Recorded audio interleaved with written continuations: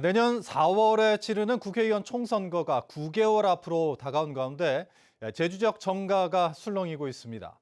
국민의힘 제주도당은 원희룡 국토교통부 장관의 제주시 을선거구 출마를 요구했고, 더불어민주당에서는 문대림 전 청와대 비서관이 제주시 갑선거구 출마를 선언했습니다. 조인호 기자입니다. 총선을 대비한 입장을 밝히겠다며 기자회견을 연 허용진 국민의힘 제주도당 위원장. 허용진 위원장은 제주시 을선거구의 조직위원장으로 제주 출신 중량급 정치인을 임명해달라고 중앙당에 공식 요청했다고 밝혔습니다. 원희룡 국토교통부 장관의 총선 출마를 사실상 요구한 것입니다. 원희룡 지사를 보내달라고 사실은 매달렸습니다. 상대적으로 후보들이 인지도가 약하니까 아무래도 인지도 있는 정치인이 좋다고 생각을 했고요. 허 위원장은 비례대표 한석을 제주 청년에 배정해달라고 중앙당에 요청했고, 자신은 서귀포시에서 출마할 것이라고 밝혔습니다. 이에 대해 제주시 을선거구의 더불어민주당 김한규 의원은 자신은 누가 와도 상관은 없지만 원희룡 장관이 큰 꿈을 갖고 있는데 수도권이 아닌 제주에서 출마할 가능성은 없다고 본다고 밝혔습니다. 더불어민주당에서는 5년 전 원희룡 장관과 도지사 선거에서 맞붙었던 문대림 전 청와대 비서관이 제주시 갑선거구 출마 의사를 밝혔습니다. 문대림 전 비서관은 친명계 원외 인사들로 구성된 더민주 제주혁신회의에 참여해 제주 지역 총선 압승을 이끌겠다고 밝혔습니다. 제주시 갑 출마에 대한 강력한 의지를 갖고 있습니다. 그리고 그것을 구체화시키기 위해서 지금 도민분들을 깊게 만나고 있습니다. 이에 대해 제주시 갑선거구의 민주당 송재호 의원은 문대림 전 비서관과 개인적으로 가까운 사이여서 솔직히 충격적이지만 개인의 선택과 결정을 존중한다며 경쟁이 좋은 점도 있다고 밝혔습니다. MBC 뉴스 조인호입니다. 일본 정부가 원전 오염수를 방류한 지 2주가 됐는데 아직까지 제주 바다에 영향은 없습니다. 하지만 이 수산업계의 매출 감소는 벌써 시작됐습니다. 추석 선물 취소가 급증했고 일부 품목은 사재기로 가격이 크게 올랐습니다. 이소영 기자입니다. 갈치를 포장해 전국에 유통하고 있는 제주의 한 수산물 가공업체. 추석 대목을 앞두고 있지만 직원들의 표정은 밝지 않습니다. 대목은 온데간데 없이 사라졌고 미리 한 주문도 취소가 잇따르기 때문입니다. 원전 오염수 방류 이후 2주 만에 300건이 취소됐습니다. 추석 준비하는 거는 전부 다 8월 24일 이전에 잡은 거로 준비를 하고 있기 때문에 큰 이상은 없습니다. 얘기를 하는데 고객들은 심리가 그렇지 않죠. 제주산 참조기와 삼치는 가격이 2주 만에 40% 가까이 뛰었습니다. 방류 전 사재기로 품귀 현상이 빚어지고 대형 쇼핑몰들이 방류 이후 수산물은 아예 받고 있지 않기 때문입니다. 방류 이후에 또 수산물은 취급을 하지 말아라는 또 일부 몰들의 지침도 있기 때문에 예전 거로만 이제 찾아서 작업을 해야 돼서 전체적으로 좀 품귀 현상이 있죠. 제주도는 수산업계 피해가 커지자 긴급 대책회의를 소집했습니다. 수산업계는 국내 유통 피해는 막을 수 없다며 수출 확대를 위한 인프라 조성과 항로 개척을 요구했고, 제주도는 시설 검토와 수출국 다변화를 위한 대책을 세우겠다고 답했습니다. 일본, 미국 중심의 수산물 수출 시장을 중국과 베트남, 인도, 싱가포르 등 다변화하고 활광화, 갈치, 참조기를 비롯해서 수산 가공품물 등으로 해서 품목도 확대해 나갈 예정으로 있다는 말씀을 드립니다. 일본 원전 오염수는 앞으로 30년 이상 방류될 예정인 가운데 수산업계의 걱정과 불안은 갈수록 커질 것으로 보입니다. MBC 뉴스 이소연입니다. 삼화부영 3차 임대 아파트가 10년 만기 분양을 앞두고 있는데요. 고금리와 부동산 경기 침체로 아파트 매매가가 하락세를 기록하고 있는데 평균보다 1억 원가량 높게 거래되면서 집값 띄우기 논란이 일고 있습니다. 박주연 기자가 취재했습니다.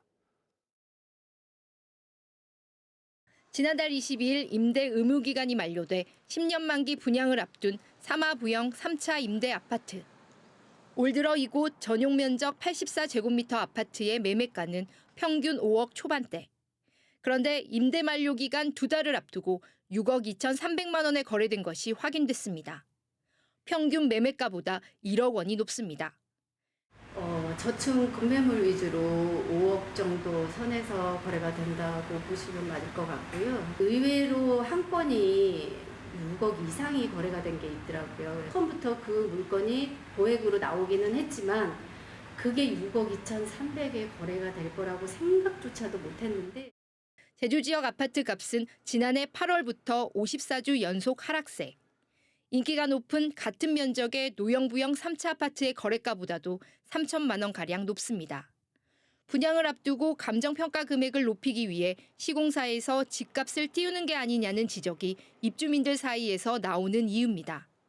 지난해 2차 분양 때도 감정평가 10달 전에 5억 8천만 원의 아파트가 거래되면서 높은 분양가가 산출됐다는 겁니다.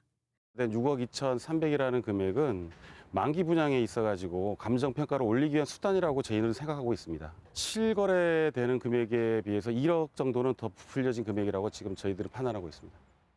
특히 높은 금리에 분양가가 5억 원 이상 나올 경우 대출을 받기 어렵다는 우려도 나옵니다. 금리가 계속 오르고 있는 시점에서 집을 산다는 거는 자기 집을 재산을 늘리는 게 아니고 빚만 더 늘리는 거고 가정 생활에 어려울 수밖에 없습니다. 이 시점에서는. 사마부영 3차 아파트 10년 만기 분양 예정자는 300여 명. 입주민들이 지난달 제주시장을 만나 문제를 제기했지만 제주시는 임대주택 분양가 결정에 개입할 수 없다는 입장. 올해 말에는 5차, 6차 임대 아파트도 10년 만기 아파트 분양이 진행될 예정이어서 입주민들의 걱정은 더욱 커지고 있습니다. MBC 뉴스 박주연입니다. 제주경실련은 오늘 도민카페에서 기자회견을 열고 전 JDC의 고위 간부인 권모 씨가 내부 정보를 이용해 땅 투기를 했다고 주장했습니다. 이들은 권모 씨가 지난 2013년 1월 땅 매입 당시 개발사업처장으로 일하며 신화역사공원의 해외 투자 협약 정보를 미리 알 수 있는 위치에 있었다고 설명했습니다. 한편 권모 씨는 오늘 해명 자료를 내고 토지 매입 시점에는 관련 부서에 근무하지 않았을 뿐더러 신화역사공원 조성 사업은 이미 도민에게 공개된 정보라 미공개 정보라고도 볼 수 없다고 반박했습니다. 또 상하수도를 연결할 수 없는 땅이라 주변 시세와 비교하는 것은 무리라며 투기 의혹을 일축했습니다. 오영훈 제주도지사의 선거법 위반 사건에 대한 1심 선고가 11월쯤 이뤄질 것으로 보입니다. 제주지방법원 형사 2부는 다음 달까지 3차례 공판 일정을 정하고 추가 증인과 피고인 신문을 진행하기로 했습니다. 일정대로 재판이 진행되면 결심 공판을 거쳐 1심 선고는 11월 말쯤 이뤄질 전망입니다. 이번 11차 공판에서는 지난해 5월 진행된 상장기업 20개 만들기 협약식과 이 당시 오 후보 지지 선언이 선거 캠프 주도로 진행됐는지 여부를 놓고 검찰과 변호인 측의 증인 신문이 이어졌습니다. 제주공항 진입로에 설치된 대중교통 우선 차로의 폐지 여부가 검토됩니다. 제주경찰청은 제주도 관련 부서 등에 공항로 대중교통 우선 차로에 대한 효율성 여부를 검토해달라고 요청하고 조만간 존치 여부를 논의하기 위한 합동 점검을 벌이기로 했습니다. 공항로 800m 구간에 설치된 대중교통 우선 차로는 지하차도 개통과 교통체계 변경 등으로 차량 흐름이 끊기는 일이 빈번하게 발생하고 있습니다. 제주도가 추석 명절을 앞두고 장바구니 물가 안정에 나섰습니다. 제주도는 오늘 물가대책위원회 회의를 열어 성수품 공급 확대와 농산물 수급과 안정 지도반을 운영하고 제주산 돼지고기와 한우의 하루 도축 물량을 늘리기로 했습니다. 또 분야별 관리 합동 점검반을 꾸리고 장바구니 물가 조사를 주 1회에서 2회로 확대할 계획입니다. 도내 착한 가격 업소에 공공요금이 지원됩니다. 제주도는 전기와 가스요금 인상으로 어려움을 겪고 있는 도내 착한 가격 업소 259군데에 공공요금 지원비를 추석 전까지 지급하기로 했습니다. 이에 따라 업소당 가스요금 58만 원과 전기요금 11만 원이 지급되며 청소기와 다리미 등 업소별 최대 12만 원의 맞춤형 물품도 지원됩니다. 오늘 아침 8시 반쯤 제주시 애월읍 LNG 배관 이설 작업장에서 60대 노동자가 굴삭기에 깔려 병원으로 옮겨졌지만 숨졌습니다. 경찰은 굴삭기 운전자를 상대로 사고 경위를 조사하고 있으며 광주지방고용노동청은 중대재해처벌법 대상 여부를 확인하고 있습니다. 제주 상장기업 육성 지원 사업에 선정됐던 도내의 한 중소기업이 코넥스 시장에서 퇴출당했습니다. 코넥스는 어제 이 중소기업이 지정 자문인 계약 해지 이후 30일 이내에 후속 선임을 하지 않았다며 상장 폐지 절차를 밟는다고 공시했습니다.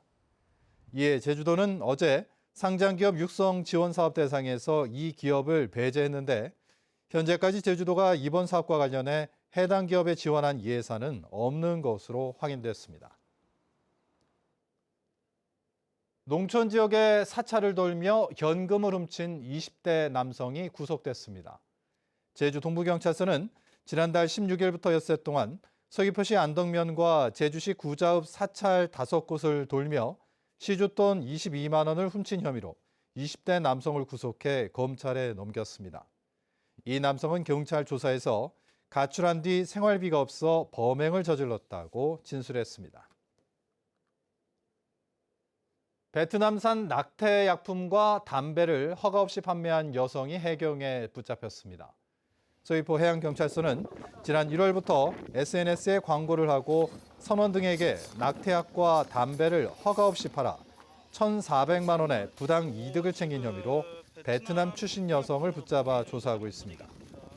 해경은 이 여성이 2019년 귀화한 뒤 범행을 계속해온 것으로 보고 주거지와 차량 등을 압수수색해 베트남산 낙태약과 담배 등 380여 점을 압수했습니다.